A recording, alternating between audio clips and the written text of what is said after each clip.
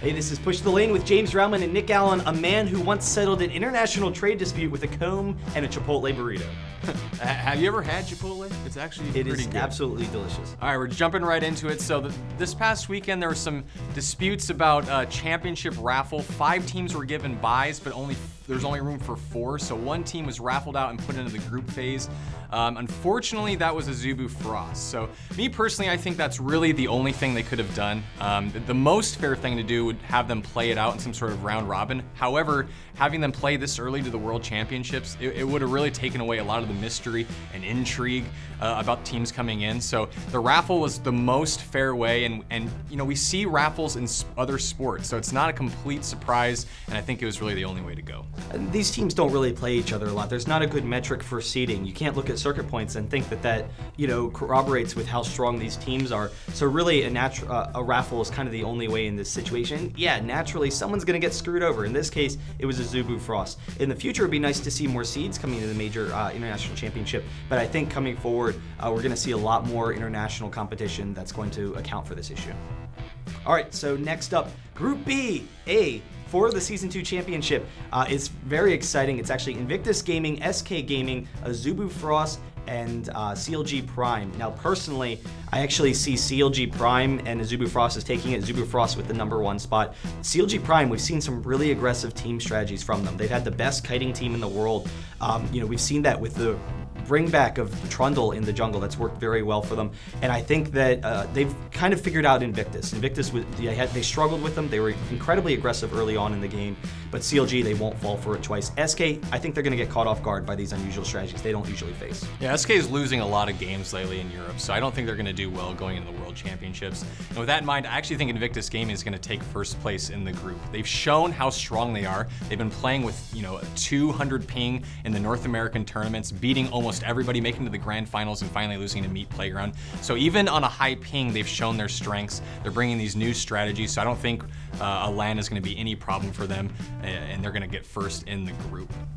So Group B coming up, so we have Dignitas, CLG.evo, Najin Sword, and Saigon Jokers in Group B. So I actually really like CLG.evo. No one has been able to beat their slow play just yet. We've seen an adaptation in different styles in Asia and in North America, but Europe is still strong with that slow late game play. And so if CLG continues to do that, they're gonna just absolutely demolish this group just through standard play. And then in second place, I really like Najin Sword. They took 3rd place in OGN Champions Tournament. They've shown their strengths.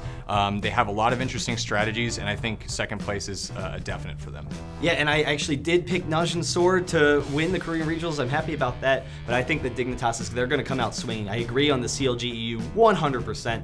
Dignitas, I think they were a little bit caught off guard at PAX Regionals. They were like, wow, we really have a lot of work to do. We're not the team that we thought we were, but they're going to get back to that play. They kind of play that same European style, which is that slow play into the late game, but we've seen a little bit more early aggression from Dignitas, and I really think that they're going to come together as a team and take it home. Dignitas has been losing a lot in North America recently, so I don't know how they're going to do. It should be interesting. All right, next up, Ferris. They are absolutely the most exciting team in LoL right now, in my opinion. This is the future of League of Legends. The strategies that we've been seeing from Ferris, they're, you know, they have that pushing strategy where they also run the Trundle in the jungle, kind of like CLG Prime, Caitlyn, and Jace, but they also have that strategy with Katarina mid, Morgana as the support. That's worked out very well for them. Muffin Cutie is a master at Morgana support. He just hits all of his binds. But they're incredibly aggressive early game. They have these unique teamfight strategies that, yeah, has some clear weaknesses, but they push through it, and it's been really impressive watching them play. I'm really looking forward to them. I think they are arguably one of the best teams in the world. It's a shame we didn't see this from them sooner. Yeah, absolutely. And I think a lot of it has to do with they're just having a lot of fun now that they lost regionals. They're just playing the game to be creative and to have a good time. And with that, they're not saving anything. They're practicing these kind of interesting strategies. Unlike teams like CLG, NA, and Dignitas who hide everything, or they use it in scrims against weaker teams.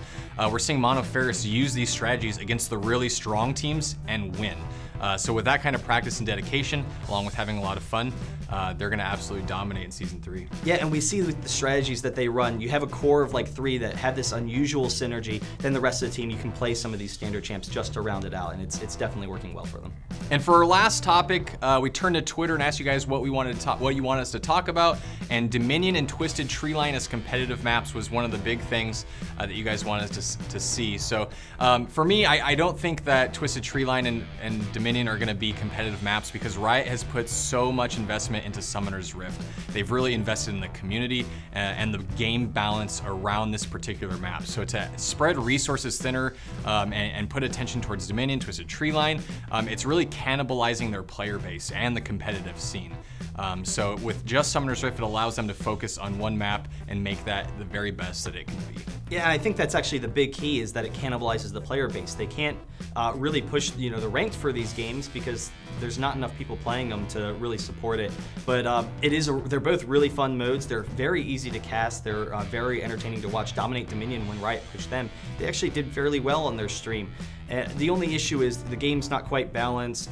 There's a couple of aspects where the competitive strategy hasn't really evolved, and really all the teams, they want to put their efforts towards Summoner's Rift. That's where the money is. But it is a lot of fun to watch, so it would be fun to see more tournaments coming up. Yeah, we'll see what happens. But that's it for this week, guys. Hit us up on Twitter. Let us know what you want us to talk about next week. I'm at Nick Allen, IGN. Yeah, and at Baroncast, just anything, really. Let us know if you want to be like, why does CLG suck so bad when compared with whatever. I don't agree with that, but let us know. We'll talk about it. We'll talk about it anyway.